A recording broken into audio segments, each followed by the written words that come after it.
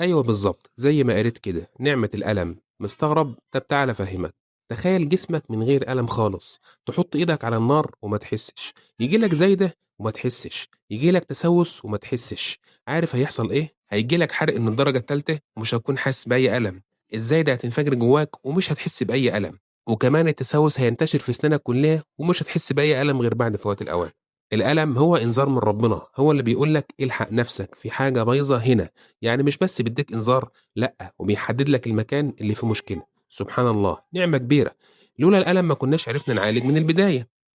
في مرض نادر اسمه عدم الإحساس الخلقي بالألم، الأطفال دول بيتولدوا مش بيحسّوا بأي وجع، متخيّل؟ تلاقي طفل صباعه اتكسر وهو بيلعب عادي، أو بيعض لسانه لحد ما ينزف وهو بيضحك، وفي الآخر بيموتوا صغيرين.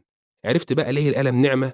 علشان هو اللي بيحمينا، وفي ديننا الحنيف الألم ده رفعة، النبي صلى الله عليه وسلم قال: "ما يصيب المسلم من نصب ولا وصب ولا هَمٍ ولا حزن ولا أذى ولا غم، حتى الشوكة يشاكها إلا كفّر الله بها من خطاياه."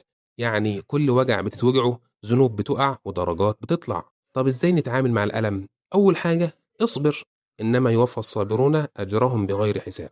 تاني حاجة غيّر نظرتك للألم، اسأل يا رب بتعلمني إيه من الوجع ده؟ أخيرًا اشكر ربنا على النعم اللي كنت فاكرها حاجة عادية قبل الوجع. في المرة الجاية لما تتوجع ما تقولش ليه يا رب، قول شكرًا يا رب إنك لسه فاكرني.